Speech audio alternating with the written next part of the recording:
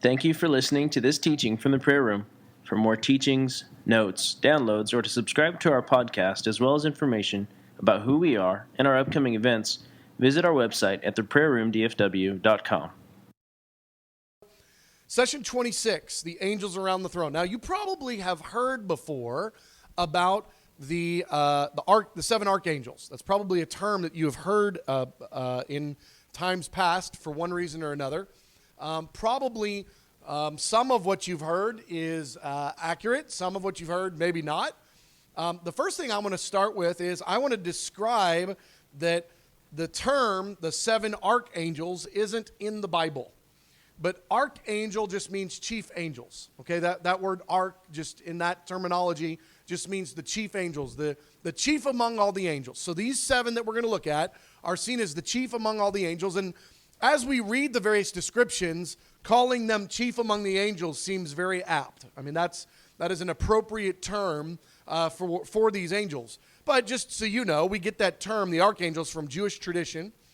And it's even from Jewish tradition that we get their names, because they're not listed in the Bible. It doesn't say, and these are the seven archangels, and here are their names, 1, 2, 3, 4, 5, 6, 7. We don't have them listed that way. That's not a biblically described reality. Now, the concept of there being these chief angels and the likelihood of a couple of their names being names that we're very familiar with seems very likely, but most of what we get about this concept of the seven archangels is from Jewish tradition and not from Bible passages.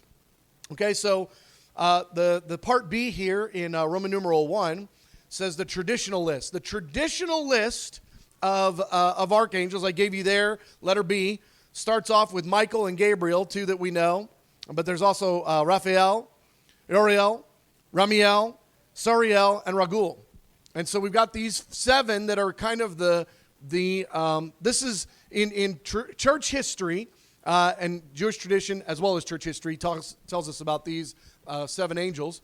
When we see these archangels listed, this is the traditional list, okay? But it's not the only list. There's an alternative, traditional, modified list that I gave you. There's also other ways that these are talked about.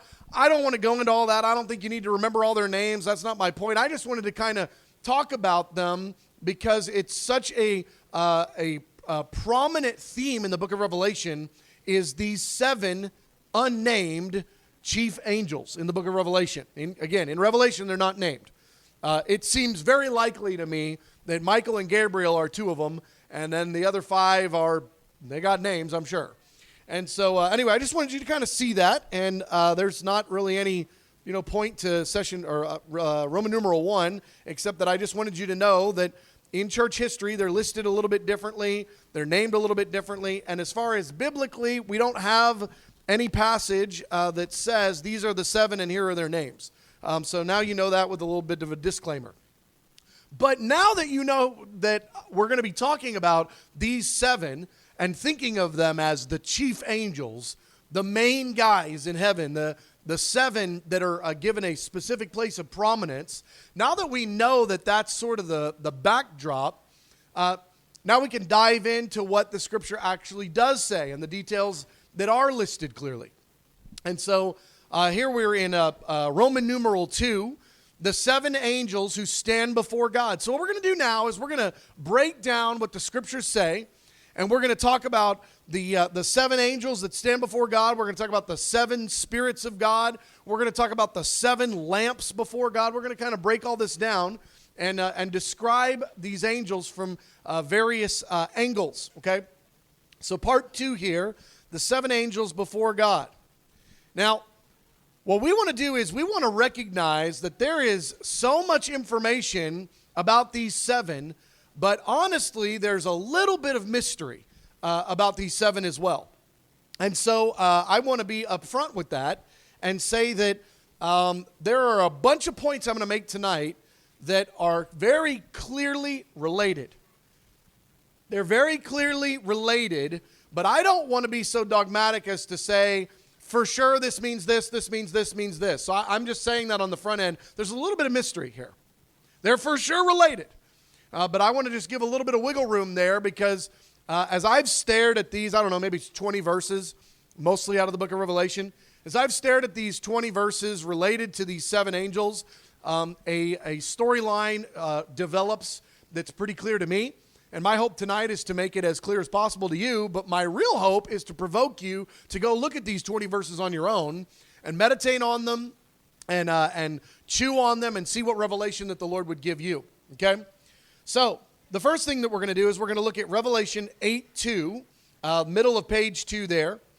And I saw the 7 angels who stand before God, and the 7 trumpets, and 7 trumpets were given to them. Now, first I want to point out, these are called the 7 angels.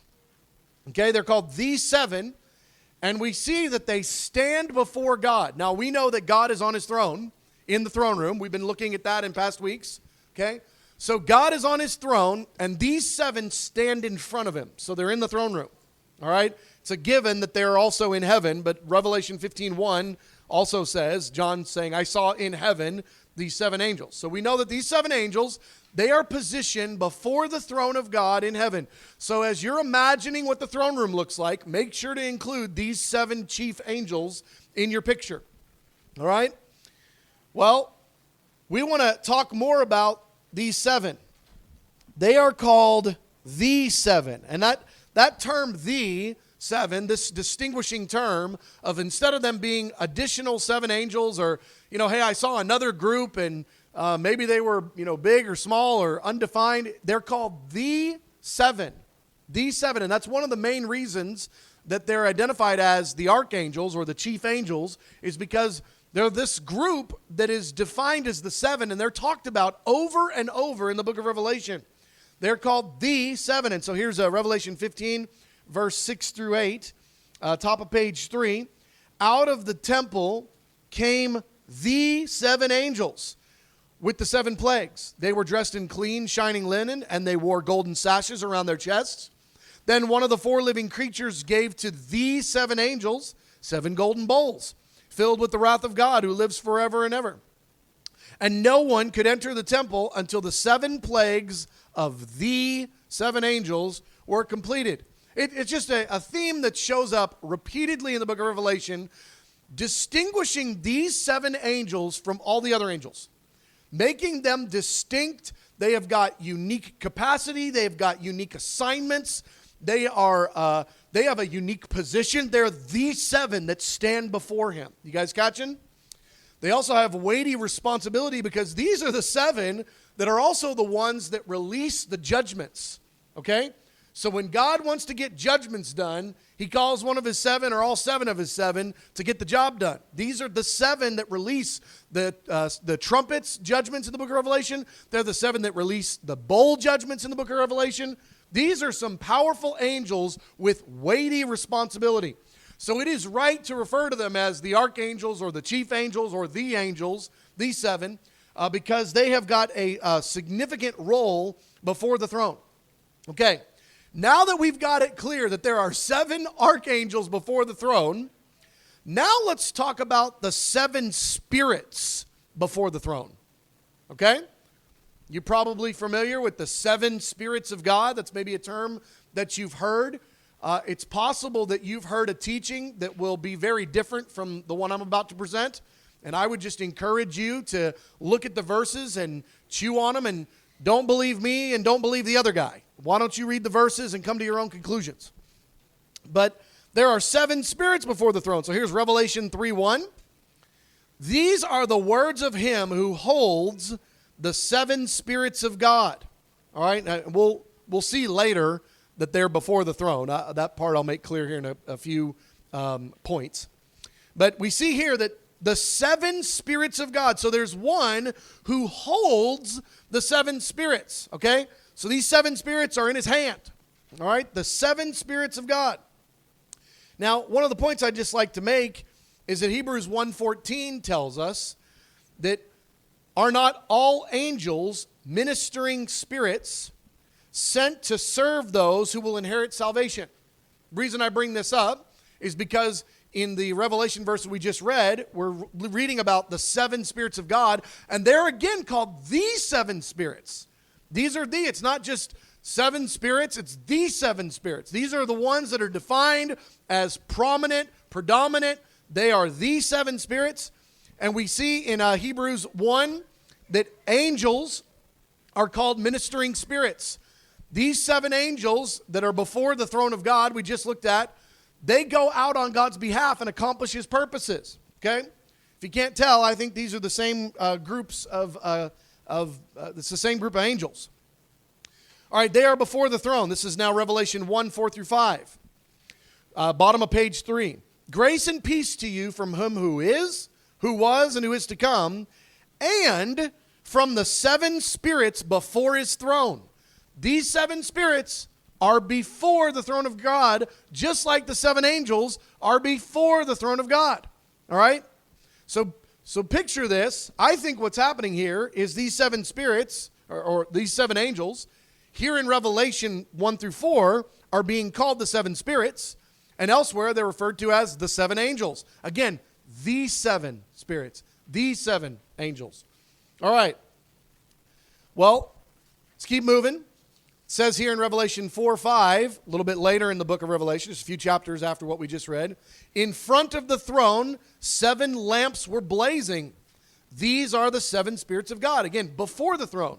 All right, so we've got to get this real clear that the 7 angels, the 7 archangels, Michael, Gabriel, if those are part of them, which I think they probably are, they're positioned before the throne. These 7 are before the throne. I think it's the same group. They're also, however, called the 7 eyes of the Lord and the 7 eyes of the Lamb. So let's look here now. Zechariah 4:10. Who dares despise the day of small beginnings, since the 7 eyes of the Lord that range throughout the earth will rejoice when they see the chosen capstone in the hand of Zerubbabel. This is now eyeballs rejoicing. Okay? The 7 eyes of the Lord. Eyes don't typically rejoice. These aren't eyes in the natural sense. These are the primary 7 messengers before the throne that are sent out on behalf of God, and they rejoice when they see the plumb line or the capstone put in the hands of Zerubbabel. What that meant was Zerubbabel completed the temple. He built the house of prayer in his generation. When Zerubbabel completed the house of prayer in his generation, the 7 eyes of the Lord, or the 7 spirits of God before the throne, they rejoiced. They rejoiced. So you just imagine the 7 archangels throwing a party in the presence of God because the house of prayer, and remember, Jesus is the one that said, my house will be called a house of prayer.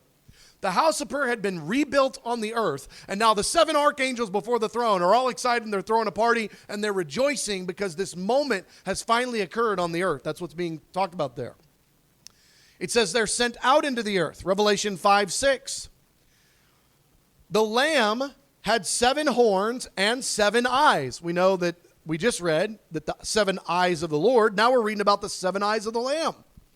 The Lamb had 7 horns and 7 eyes, which are the 7 spirits of God sent out into all the earth. These spirits, these eyes, these spirits, these angels are sent out into all the earth to accomplish his purposes. Just like what we see when they do in the book of Revelation in the judgments. They go out to accomplish his purposes. These 7 are which are the 7 spirits of God, are sent out into all the earth. Well, for those of you who've been tracking, and if you haven't been, this next point might be a little, you may not quite get it. Just ask your friend. We looked at the book of Revelation, the letters to the churches, the 7 churches. And the letters to the 7 churches are each addressed to an angel. And each one of these angels is given a letter, and then the angel is to deliver that letter to that church. In other words, these 7 angels are sent out into all the earth to deliver messages. They're sent out. I gave you here Revelation 2, 1 through 7 was one of the 7 examples of the letters.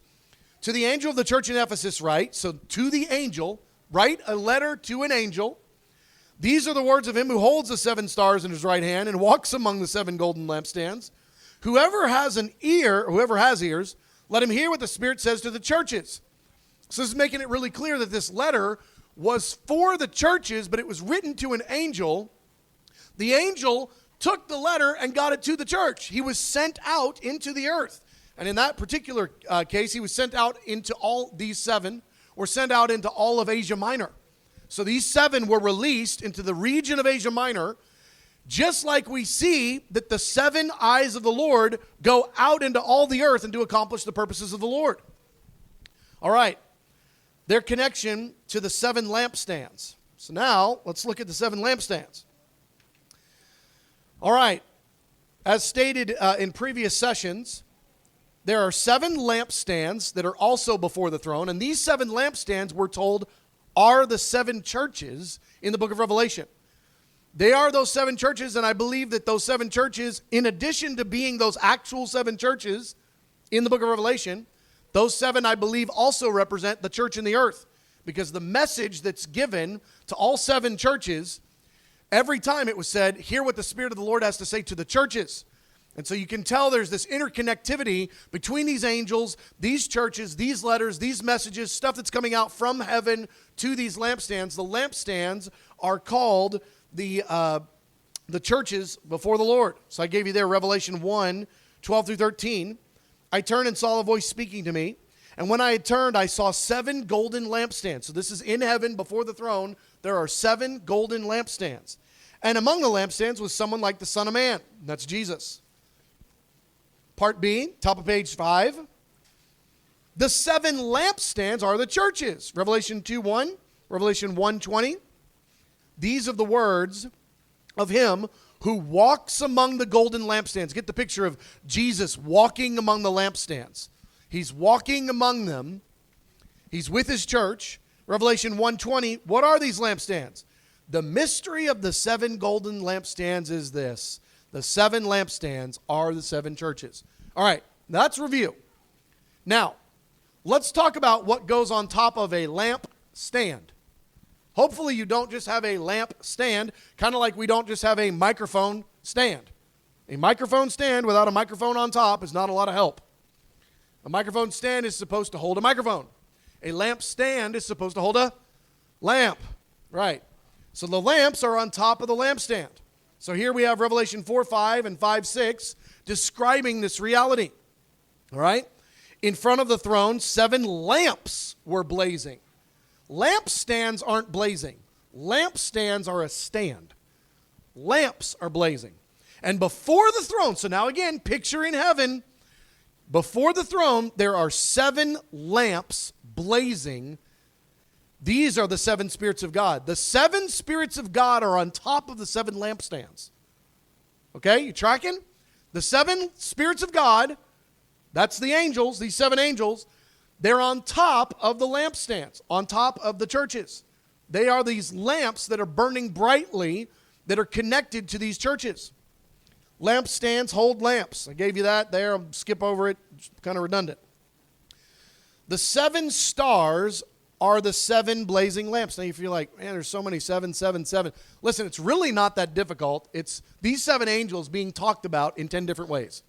Okay? It's the 7 angels before the throne that are the archangels, that are the primary ministers of God, that are the judgment angels of God, that are the primary ambassadors of God. They are the guardian angels before the throne. They are the 7. They are called the 7 spirits of God. They're called the 7 eyes of God. They go out to all the earth to accomplish his purposes, to investigate things, to deliver his judgments, to deliver his messages. These are the 7. So now think about the ministry that you can just imagine of Gabriel and Michael. Think about any time in the scriptures that Gabriel or Michael show up, what are they doing? They're acting on behalf of God, like legitimate straight from the throne acting on behalf of God. They are talking on behalf of God. They are executing judgment. They are bringing a message. It's the exact activity that we see in Revelation, the book of Revelation, related to these 7 archangels. They are the eyes of God going and investigating things. They're the ones that are releasing his judgments. They're the ones that are bringing about his purposes. They are the 7 lamps. They're the 7 stars. They're the 7 eyes of God. They're the 7 spirits. They're the 7 angels, the 7 angels before the throne. And here we have part E, bottom of page 5. The 7 stars are the 7 lamps. Read this to you. The 7 stars are the angels of the 7 churches. I'm going to read that verse to you real quick. If you're looking at part E, it's the verse right above it. It says, "From the throne came flashes of lightning, rumblings, and peals of thunder, And in front of the throne, 7 lamps were blazing. These are the 7 spirits of God. So we know that those are the spirits of God before the throne. Then it says that Revelation 1:16 and then also 1:20 says, in his right hand he held 7 stars. Verse 1:20 says, the mystery of the 7 stars that you saw in the right hand of God, in my right hand, and of the 7 lampstands is this: the 7 stars are the 7 angels. Let me read that one more time. The mystery of the 7 lamps in my hand, the mystery of the 7 stars in my hand. Read that. The mystery of the 7 stars in my hand is this: the 7 stars are the angels of the 7 churches. So we see that God is got these 7 stars before him that are the angels of the 7 churches, and we see that the 7 spirits of God are on top of the lampstands. They are the lamps. Okay, these are the same angels. The angels are there. In one case, they're called stars. In another case, they're called lamps. If you just think about that, both of them are brightly illuminating. They are bringing forth the brilliance and the glory of God. They are actually bright. They are lamps in the night kind of a concept. These 7 angels are the guards of the churches. Now, Revelation 1:20 again. These 7 stars are the angels of the 7 churches. They're the angels of those churches. Those churches have angels that are looking over them, that are taking care of them, that are guarding them, that are protecting them, that are in relationship to them. That church knows, in the spirit, if that church was purely discerning, that church would recognize that's our angel. The angels, with clear discernment from heaven, go, that's my church. These are the 7 stars, or the 7 angels of the 7 churches. And the 7 spirits of God are also the 7 churches. And so let's, not they're also the 7 churches. The 7 spirits of God are serving the 7 churches. All right. Now, I want to give you part G, letter G, because it's the only verse that in my mind remains a bit mysterious. Okay? Of the 20 verses that we're looking at here in the book of Revelation related to the 7 spirits, the 7 stars, the 7 lamps, the 7 this, the 7 that, the only verse that remains a bit of a mystery, but it's really not any more of a mystery than Father, Son, and Holy Spirit, Trinity, but it's one God. You know, God does things that are a little different than we can understand. But nonetheless, I want to point out that Revelation 3:1 says, to the angel of the church in Sardis write, these are the words of him who holds the 7 spirits of God and the 7 stars, clearly making, in my mind, seemingly making these 2 things distinct. But the 7 stars are the 7 angels, are the 7 spirits. So I just want to give you that verse to chew on, for you to kind of meditate on. For me, it's not so problematic, but it is a bit mysterious, because we see in this particular verse that the 7 spirits of God are in God's hands, but also the 7 stars. Let me tell you how I would rectify that. God has been talking about the 7 spirits in a specific context and what they do and their assignment. And he talks about the 7 spirits in relationship to their ministry from God and going out. That's how he talks about the 7 spirits. They are dispatched from God to go out and accomplish God's purposes. That's the primary way that the 7 spirits are talked about. But the 7 stars are primarily talked about from the church's perspective. The 7 stars are primarily talked about as the ones who belong to the churches, the ones that are overseeing the churches, the ones who are delivery messengers to the churches. And so I'm looking at this as actually a way that God is trying to connect, John, who's writing the book of Revelation, is trying to show us forth here what's happening as Jesus is dictating these letters. I think this is actually the Holy Spirit highlighting these 2 things in the same reality, but highlighting their different functions, okay? In one sense, they're the 7 spirits that go out. In another sense, they're the 7 stars that are guarding, and it's almost like the spirit is the picture of what's going out, and the stars is the picture of what's coming to the church, okay? All right. Well, one thing's for sure. whatever's going on here with these 7, they have a very unique place in heaven. They have a very unique position and role and authority. And there is a bit of mystery that kind of masks them. But I would encourage you, if you're like, I am so tired of hearing you say the number 7. I can't hear it anymore. I'm leaving. I want to encourage you, slow down, get quiet, get in the prayer room, get in your own room, and read these verses one after another and do the math yourself. If this has been a bit confusing, it's just because there's a lot of 7s, okay? But if you'll go slow enough, I promise you this will make sense. Just go read all these verses, all right? Okay, well, the last point that I want to make, and then we'll break up into our groups tonight, is that these 7 angels, the archangels before the throne, the 7, they are the ones that execute God's judgments, okay? Now, we don't know if they're the only ones that execute God's judgments, but it seems like you could make a fair case to say that they are. We don't know that to be true, but what we do know is they are the main 7 that every time there's judgments going on in the book of Revelation, they're the ones behind it. These 7 are releasing these judgments. So I gave you here the 7 trumpets. And I saw the 7 angels who stand before God, and 7 trumpets were given to them. And then they go blow those trumpets, and every bit of judgment comes forth all 7 times. Next, again, another verse that says more or less the same thing. But then a little bit later in Revelation, now we've got 7 bowls.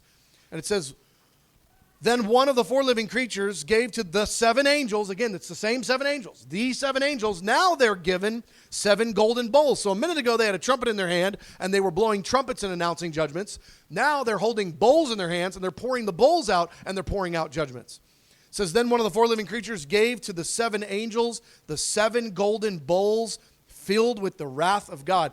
These 7, you just imagine this for a second. These 7 angels weren't created for the end times. These 7 angels have been serving in this role before the throne for a long time. It's not like this is the first time they ever touched judgment. These guys, when God wants to get something done on the earth, he uses these 7.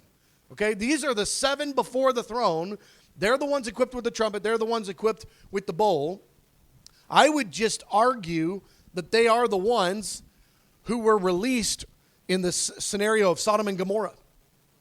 2 angels arrived at Sodom in the evening, and Lot was sitting at the gateway to the city. When he saw them, he got up to meet them, and he bowed his face to the ground. And then the Lord rained down burning sulfur on Sodom and Gomorrah from the Lord out of the heavens. Just like he's going to pour down the wrath that comes out of the bowls or the wrath that's going to come out of the trumpets. You know, really, it wasn't the angels. When the 7 trumpets are blown and the 7 bowls are poured out, it's not those angels actually doing the thing. It's them blowing a trumpet and things occurring. It's them pouring out a bowl and things occurring. The 7 judgment angels. Well, here we see angels showing up and cataclysmic judgment being released on Sodom and Gomorrah. Okay? And just for kicks, we see in the book of Matthew that Jesus refers to the end times, and one of the ways that he refers to it is, it will be like it was in the days of Sodom and Gomorrah. We're talking about that context. And so here you've got these angels pouring out these judgments on Sodom and Gomorrah. The plagues of Egypt are very similar to the plagues of the book of Revelation. And we're told that those 10 judgments that were released in the book of Exodus, when the 10 major plagues of Egypt, you could call Egypt and the plagues of Egypt, you could call that a dress rehearsal for the end times. Okay? It's the people of God being delivered out from underneath a wicked king, and it's God judging the people who will not let the people, his people go. And he's bringing about these judgments, and it's the same judgment. Judgment of darkness, the judgment of the water turning to blood, and there's so many of the judgments that we see in Exodus that are the exact same judgments, but on a global scale found in the book of Revelation. So I just want to make that point, but now I'll say it this way. Psalm 78 tells us that the book of Exodus judgments, the period of the Exodus, the plagues of Egypt, that the plagues of Egypt were released by destroying angels. All right, so here we go. Psalm 78. He unleashed against them, in his hot anger, his wrath, indignation, and hostility, a band of destroying angels. And he prepared a path for his anger. He did not spare them from death, but gave them over to the plague. He struck down all the firstborn of Egypt. Now, this absolutely refers to the striking down of the firstborn of Egypt. That was one of the plagues. But how did all those other plagues happen? Oh, unrelated to angels. No, it's released by a band of destroying angels, and I believe it's the 7 angels that are before the throne, because they're the ones that are blowing the trumpets and the bowls, and or blowing the trumpets, pouring out the bowls in the book of Revelation, and they're releasing the same judgments that were released in the book of Exodus. Okay, lots to talk about, right? How many we got tonight, Andy? So 3 groups, and how many should be in each group? 8 or 9. So we're going to break up into groups. All right. Well, we're going to go ahead and go into our time of Q&A, and as we do every week, I'll repeat the questions just so that we can make sure that the questions are on the recording, as well as those that are watching on Facebook Live, that they can hear your questions. So we'll start in the back there. Andy, with you guys. So it appears that the 7 angels have oversight of the 7 churches in Asia Minor. And it would, do you think that it's scalable, since that was kind of the reach of the church at the moment? Do you think that has scaled globally, and now each of the 7 angels now also have oversight of a 7th church globally?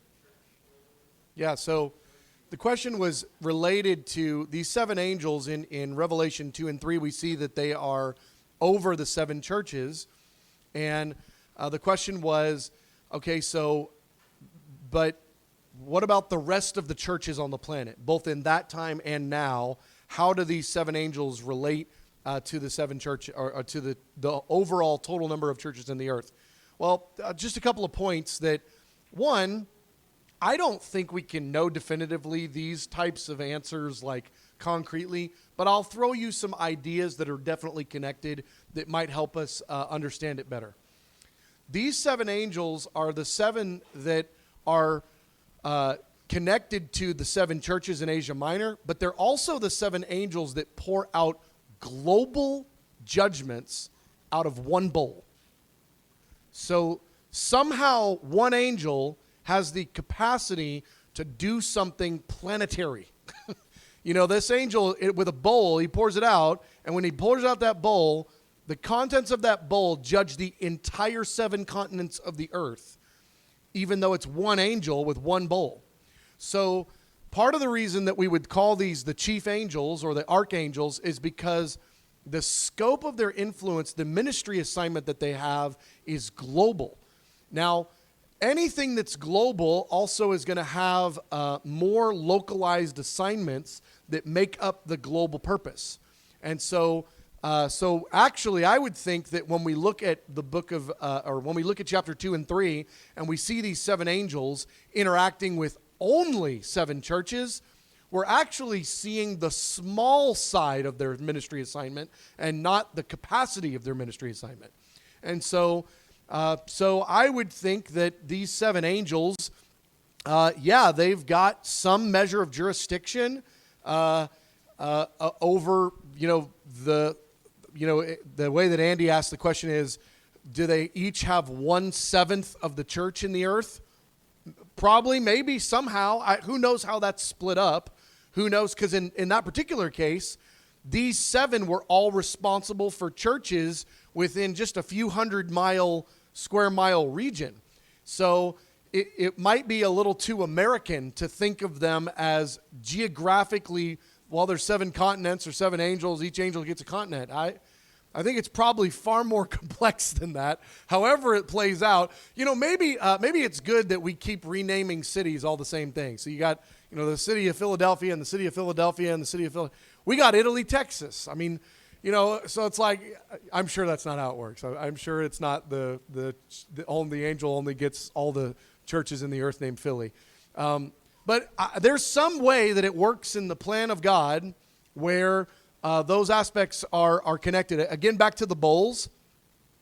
The 7 angels that are given the 7 bowls of God's wrath, each one of those bowls is global, but does something different to the planet than all the other bowls do.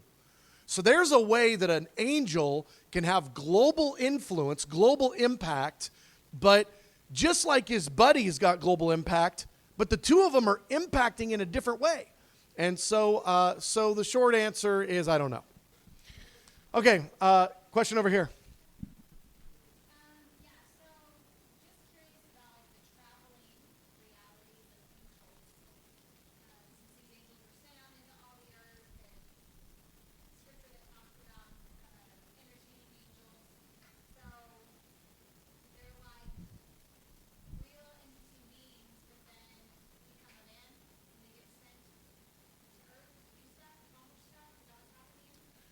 Okay, so the question is, when these angels are dispatched, what form do they take? I'll just simplify it that way. Any form they like. There are times where angels show up and they look like a person and they're called a person. And then there's times that they show up and it freaks a donkey out so bad that the donkey won't move. And there's times where these angels are going to show up in the sky with these bowls and they're going to pour it out. But this is just like Jesus. Jesus would appear even in the Old Testament, and he would appear and he would seem to be like a man. But then there were times where he would appear in great brilliance and brightness. Even after the resurrection, Jesus appeared and he was just like their buddy Jesus. But then he also appeared in the Mount of Transfiguration and he was in the brightness of his glory. Honestly, all of that is part of the pattern for what our reality will be like in the next age. It says that we will be like the angels. And there'll be times, no doubt, in the next age where we will appear in total brilliance and brightness and look in all the magnificence and glory of a resurrected body. And then there'll be other times where we probably won't have that level of brilliance and manifestation. The other thing, too, that we just want to make sure that we understand is these are the seven angels. These are the mighty ones, the big seven or whatever. But they're not the only ones. Again, that verse in Hebrews chapter 114, I think, it said that are not all angels ministering spirits. So the entire host of heaven that could be defined as an angel is a ministering spirit to help humans on the planet. So every angel is being used. And who knows, maybe that whole host, I don't know this to be true. Maybe that whole host of angels are broken up into 7 troops. And each of them is assigned to one of these archangels. And so one of these archangels needs to get some things done. And maybe he even delegates it. One thing we do know is all angels are ministering spirits that are sent to help human beings on the earth to do stuff. And so all of the angels of heaven engage with the saints on the earth and the purposes of the Lord on the earth, not just these 7. So sometimes it might be one of any number of the hundreds of millions of angels that's on the earth doing work, and it doesn't have to be just one of the 7 that we see listed in the book of Revelation. So, good enough answer? Helpful a little bit? Question over here, or did we have a duplicate question, or what do we have over here?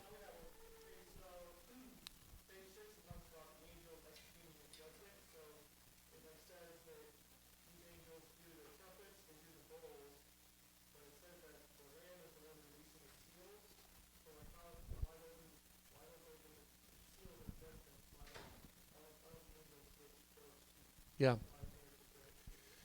It's a good question. So the question is, there's 7 seals, 7 trumpets, 7 bowls. It says very clearly that the Lamb releases the 7 seals. But it says then that the 7 angels, these archangels, they're the ones that release the trumpets and the bowls. Why? Well, part of the reason is Jesus comes back at the 7th trumpet. So Jesus is part of the trumpet reality. But he himself wants to get the party started.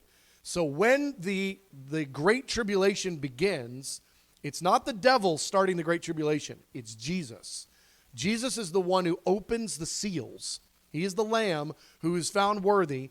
He opens the seals, and those judgments are of a different order. When you look at the judgments that are found in the 7 seals, and then you look at how much the problems escalate when you go to the trumpets and then the bowls of wrath. It is my kind of picture here that you've got Jesus releasing the absolute lightest forms of the judgments. Then you've got the angels at the end, who released the bowls of wrath, they're releasing the fullness of God's wrath, the fullness, the bowls filled with God's fury, okay? But then those angels are also serving in the intermediary role of the judgments that are a significant step up from the seals, but they're not near as intense as the bowls. And so, why did Jesus not have the angels release the judgments of the seals? I don't know, but it makes it really clear that he didn't. In Revelation chapter 4, Jesus is given the scroll. In Revelation chapter 6, he begins to open the seals. It says the Lamb opened the first seal. The Lamb opened the second seal. The Lamb is opening the seals. And I think there's something far more diplomatic, and it's even less about judgment. Judgment is definitely part of what's happening as Jesus opens those seals. But it's in my mind, it's even less about judgment and more about justice. It's more about this transitioning of the Lamb now engaging the planet real time and releasing these things that are going to change the landscape and change the atmosphere. He's beginning to release judgments, but it's really just a setup for what's coming, and even a setup for his coming, which comes just a little bit after the seals have all been opened. So, great question. This concludes this teaching from the prayer room. For more resources or to schedule another TPR teacher to come speak at your church or event, please see our website at theprayerroomdfw.com. Thank you.